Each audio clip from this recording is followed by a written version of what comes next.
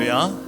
하나님의 크신 사랑이 이 아침에 우리 가운데 가득한 줄 믿습니다. 오늘 우리는 잠언 13장 1절로 13절의 본문을 통하여 원칙을 고수하라, 원칙을 고수하라 라는 제목으로 하나님의 말씀을 함께 나누도록 하겠습니다.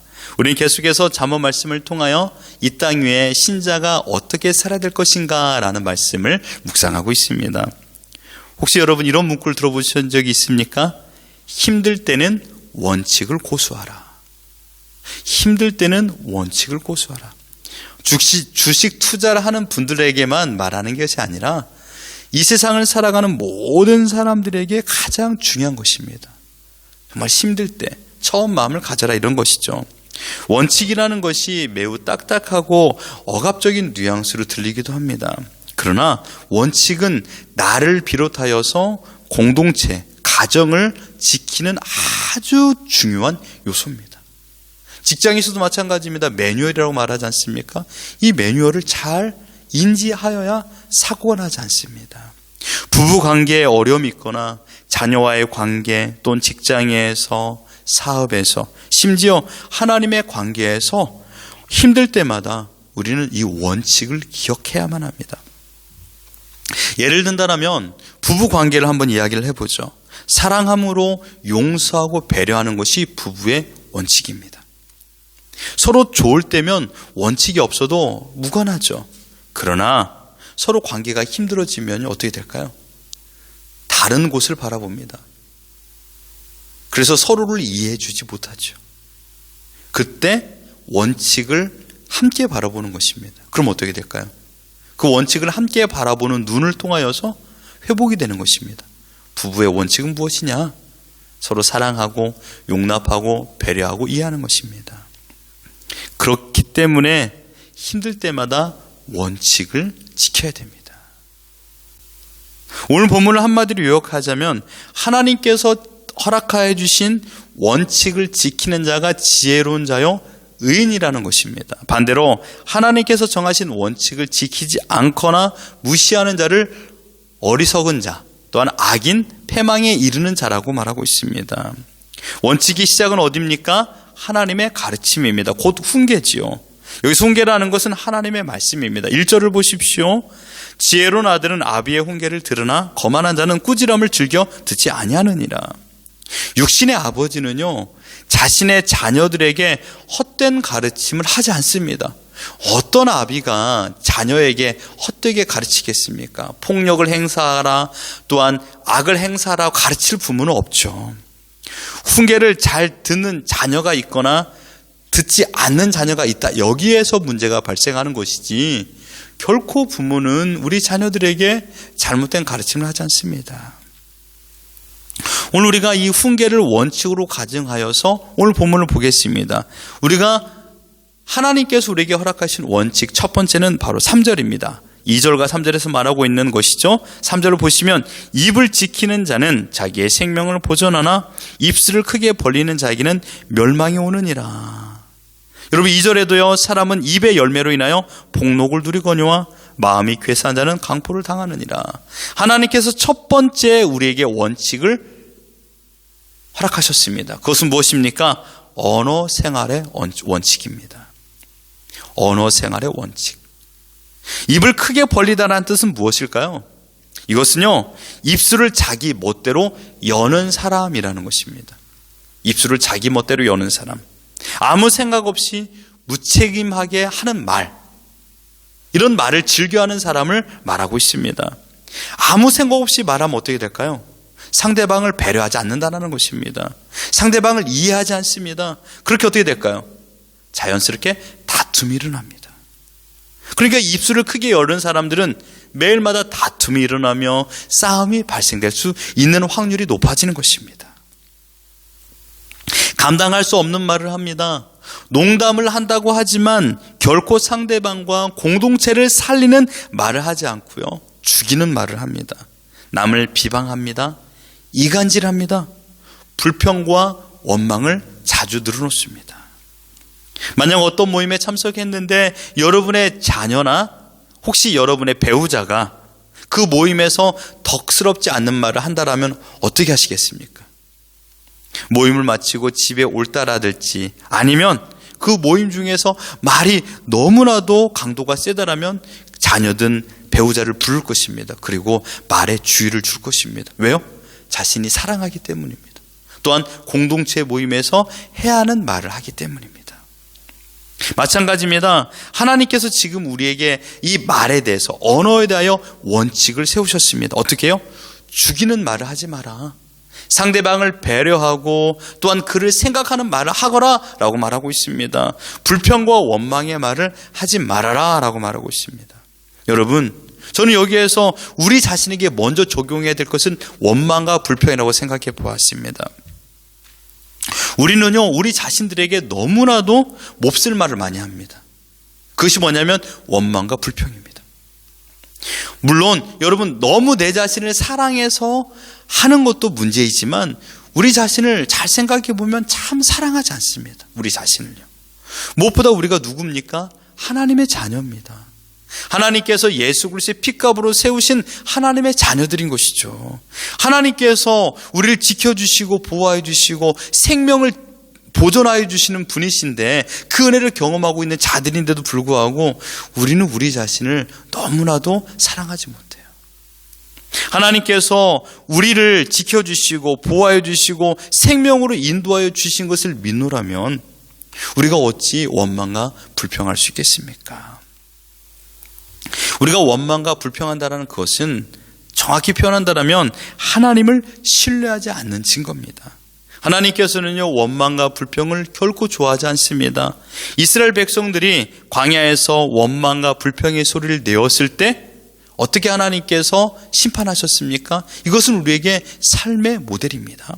민수기 11장 1절에 보면 이렇게 말합니다. 여호와께서 들으시기에 백성이 악한 말로 원망하며 여호와께서 들으시고 진노하사 여호와의 불을 그들 중에 붙여서 진영 끝을 사르게 하신다 라고 말했습니다. 여러분, 주의 사람들을 보십시오. 원망과 불평하는 사람들은 항상 불이 따라다닙니다. 원망과 불평하는 사람들이 평안 있는 거 봤습니까? 아니요. 원망과 불평하는 사람들은요, 언제나 다툼이 일어나요. 하나님께서는요, 그들을 불로 심판하셨습니다. 하나님의 귀는 언제나 우리 입 앞에 있다고 표현되고 있습니다. 무슨 말을 하는지 듣고 계십니다. 듣고 계시는 이유는요, 정확히 표현하자면 하나님께서 즉각적으로 우리를 도우시기 위하여서 우리를 향하여 하나님의 귀를 우리 입에 대고 있다는 것입니다. 그런데 하나님께서 원하지 않는 그런 말을 한다면 그 순간 하나님께서는 우리에게 직결 심판하신다라고 말하고 있습니다. 바라옵기는 우리가 사용하는 이 언어, 말, 하나님께서 세우신 원칙을 넘어가지 않기를 주님의 이름으로 축원합니다. 그래서 철저하게 아내에게, 남편에게, 자녀에게 하나님께서 원하시는 말을 하시기를 바랍니다. 두 번째로 하나님께 세우신 원칙은 무엇입니까? 오늘 본문 4절에 보면 말하고 있습니다. 게으른 자는 마음으로 원하여도 얻지 못하나 부지런한 자의 마음은 풍족함을 얻느니라. 하나님께 세우시는 원칙은요, 게으르지 말라는 것입니다. 여기서 말하는 게으름을 우리는 쉽게 오해하는 경우가 있습니다. 열심히 살지 않는 것이 게으름이다 라고 생각하는 경우가 많죠. 예, 틀린 말은 아닙니다. 열심히 살아야 되죠. 그래서 나는 오늘 열심히 살았는데 난 너무 바빴어. 너무 바빠가지고 나는 게으르지 않아 라고 말하는 경향이 많습니다. 그런데요, 게으름이라는 것은요, 열심히 사는 것뿐만 아니라 더 중요한 것이 있습니다. 나에게 하나님께서 허락하여 주신 의무를 감당하는 것입니다. 그 의무를 감당하지 않는 것이 게으름입니다. 남편으로서의 의무, 아내로서의 의무, 자녀가 부모님을 대하는 의무, 반대로 부모가 자녀를 대하는 의무, 직장 상사로서의 의무, 부하 직원으로서의 의무, 학생이라면 공부해야 되는 그 의무, 더 나아가 자신의 몸을 책임져야 될 의무. 그래서 비만으로 방치해서도 안 됩니다. 마지막으로 하나님 앞에서의 바르게 믿음 생활해야 될 의무. 어떻습니까? 하나님께서 허락하지 않은 의무를 감당하기 위해서 분주하는 경우가 얼마나 많이 있습니까? 우리는 전문용어로 오지랖이 넓다라고 말하는 것이 있지 않습니까? 그냥 그것을 막 쫓아가서 막 혈안이 되어 일하는 거예요. 아니에요. 하나님께서는 지금 우리 가정을 지키고 여러분에게 허락한 직장을 지키고 여러분에게 허락한 몸을 지키고 입술을 지키고 하나님과의 바른 관계를 지켜나가는 의무를 허락하여 주셨어요. 어떻습니까, 여러분? 그 의무를 수행함에 있어서 여러분이 게으른 사람입니까? 부지런한 사람입니까? 오늘 이 말씀을 하고 있는 것입니다. 아마 이런 말을 들어보셨을 것입니다. 아유, 저는요 너무 바빠 믿음 생활 하지 못해요. 대표적인 예입니다. 이것이 게으름이에요. 너무 바빠 믿음 생활 못한다. 하나님의 원칙은요 결코 게으르는 것을 원하지 않습니다. 하나님은요 일하시는 것을 쉬신 적이 한 번도 없습니다. 한 가지로 예를 들어 본다면요, 하나님께서 너무 바빠서 이 지구를 5분 동안 방치해 놓았다면 어떻게 됐을까요? 하나님의 전지전능하심을 제가 왜곡하는 것이 아닙니다. 오해하지 마시고요. 들어보십시오. 하나님께서 너무 바빠서 5분 동안 이 지구를 방치했다라면, 여기서 5분이라는 것은요 우리의 호흡을 5분 멈췄다라는 겁니다. 지구를 방치했으니까요 5분 동안 숨을 쉬지 않고 살 수 있는 사람이 몇 명 될까요? 지구는 멸망한다라는 것입니다. 하나님은 창세 전부터 지금까지 앞으로도 한 번도 하나님의 사명을 게으르게 행하신 적이 없습니다. 하나님의 사명은요 낮의 해와 밤의 달이 하나님의 백성들을 상치 않도록 지켜주신 일입니다. 그렇기 때문에 지구는 지금도 운행하고 있는 것입니다. 왜요? 하나님의 백성들이 살기 위한 방법이기 때문입니다. 하나님은 우리에게도 어떤 상황에서도 자기에게 주어진 의무를 신실하게 감당하기를 원하십니다.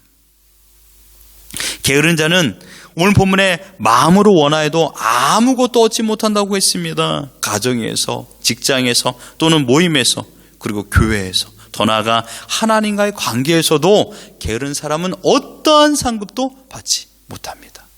바라옵기는 하나님께서 여러분에게 허락하신 오늘이라는 시간을 책임지십시오. 여러분의 가정을 책임지십시오. 여러분의 믿음을 책임지십시오. 그런 의무를 잘 감당하기를 주님의 이름으로 축원합니다. 세 번째로 하나님께서 세우신 원칙은 무엇일까요? 7절부터 11절까지 심도 있게 말씀하고 있는 내용, 재물입니다. 재물.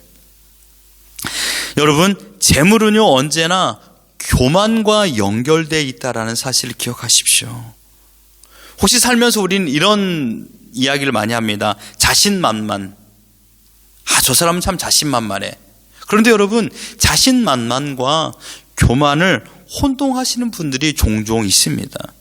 자신은 자신만만이라고 하지만 상대방이 보기에는 교만으로 보여질 수가 있습니다. 반대로 표현하자면 내 자신이 상대방을 평가할 적에 교만의 눈으로만 보는 것입니다. 나는 정말 의기충전해서 열심히 하겠다는 그 마음으로 하고 있는데 상대방은 그것을 비꼬아 보는 경우죠. 그래서 참 저 사람은 교만해 라고 말하는 경우도 있습니다. 왜냐하면요 그 중심에 이 재물이 있기 때문입니다. 나는 적게 가졌고 상대방은 많이 가졌다라는 비교 의식 가운데 자신만만하니까 저 사람은 돈 때문에, 또는 어떤 여러 가지 성공이라는 것도 예를 들 수 있겠지만 오늘 본문에서는 재물로 표현한다라면 저 사람은 재물이 많기 때문에 저렇게 자신만만해. 반대로 나는 재물이 없기 때문에 항상 원망과 불평하고 있습니다. 그 시각이 무엇이죠? 비교하기 때문입니다. 무엇을요? 재물에 관하여서요. 여러분, 재물은 상대방을 평가하는 기준이 되어서는 안 됩니다. 여러분, 재물은요 하나님의 선물인 줄 믿습니다. 제각각 하나님께서 허락하신 은사입니다. 그러니까 재물이 많은 거, 부자는요 하나님께서 허락한 은사예요. 그러므로 재물이 많다고 해서 이 재물을 가지고 자신을 위하여 사용하고 자신의 만족을 위해 사용한다면 하나님께서 주신 은사, 선물을 제대로 감당하지 못하니, 하나님의 영광을 위하여 이 재물이 사용되지 아니한다라면 하나님께서 그 모든 걸 거둬가시는 것입니다. 하나님께서 우리에게 지혜의 은사를 주셨습니다. 어떻게 해야 되죠? 이 은사를 가지고 하나님께 영광을 올려드려야 되는 것입니다. 재물도 마찬가지예요. 우리는 재물을 따로 생각합니다. 영적인 부분, 이것은 재물은 육적인 부분이야 라고 생각하는 경우 있는데요, 여러분 그렇지 않습니다. 잘 생각하십시오. 재물은요, 하나님께서 우리에게 선물로 준 은사인 것입니다. 많게 가졌든 적게 가졌든 이것은요, 결단코 내 것이 아니라 하나님의 것입니다. 우리는 청지기일 뿐입니다. 하나님께 나에게 맡겨 주었기 때문에 이것을 잘 사용하셔서 하나님께 영광을 올리기 위하여서 우리에게 준 것이지 내가 주인이 아니라는 것입니다. 여기에서 오해와 착각이 시작되는 것입니다. 이 재물은 내 것이다. 여러분, 재물은 철저하게 하나님의 영광을 위하여서 사용하는 것입니다. 하나님께서 재물에 관한 원칙은 우리가 재물의 주인이 아니라 청직이라는 사실입니다. 그러니 재물을 많이 가졌다고 자랑하지도 마시고 재물을 많이 가지지 않았다 해서 비교하여 원망과 불평을 하지도 마십시오. 지금 하나님께서 우리에게 딱 맞는 분량으로 주셨습니다. 지난날 여러분들이 부한 적도 있을 것입니다. 지난날 여러분들이 가난한 적도 있을 것입니다. 그러나 살았습니다. 이후의 삶도 마찬가지입니다. 부할 수도 있고 가난할 수도, 빈곤에 처할 수도 있습니다. 다 하나님께서 그러나 살려주십니다. 결코 그 일에 재물로 인하여서 시험 들지 마십시오. 오늘 우리의 찬양을 불렀던 가사 얼마나 좋습니까? 여러분 집에 가셔서 계속 가사를 생각해서 불러보십시오. 우리가 원망하거나 불평하거나 또한 시험을 당하여 쓰러지지 않도록 매일마다 우리 자신을 주님의 힘을 의지하여 살아가도록 인도하지 않았습니까? 여러분, 마지막으로 이러한 원칙을 고수하는 자에게 주는 상급이 13절에 나옵니다. 말씀을 멸시하는 자는 자기에게 패망을 이루고 계명을 두려워하는 자는 상을 받느니라. 사랑하는 성도 여러분, 오늘 하나님의 말씀을 존중함으로 하나님께서 예비하신 상을 받기를 주님의 이름으로 축원합니다. 방법은 한 가지입니다. 언어 생활, 게으름, 재물에 관한 원칙을 지키십시오. 특별히 게으름이라는 것은 하나님께서 여러분에게 주신 의무를, 사명을 잘 감당하는 것입니다. 오늘 우리가 어떻게 살아야 되는지를 하나님께서 라이프 가이드라인을 허락하여 주셨습니다. 이 원칙을 주님 오시는 그날까지 고수하십시오. 그러한 성도님들은 결코 말로써 화를 당하지 않을 것입니다. 맡겨진 사명, 곧 의무를 신실히 행함으로 큰 상급이 있을 것이며 그 상급으로 부여받은 재물을 하나님의 뜻대로 잘 관리함으로 하나님께서 예비하신 상을 받을 것입니다. 오늘 여러분 어떻게 사시겠습니까?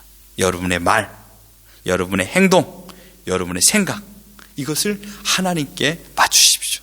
하나님께 세우신 원칙을 고수함으로 말미암아 여러분의 가정에 평안하고 하나님이 주신 큰 복을 누리며 기쁨으로 살아가는 우리 모두가 되기를 예수 그리스도 이름으로 축원합니다.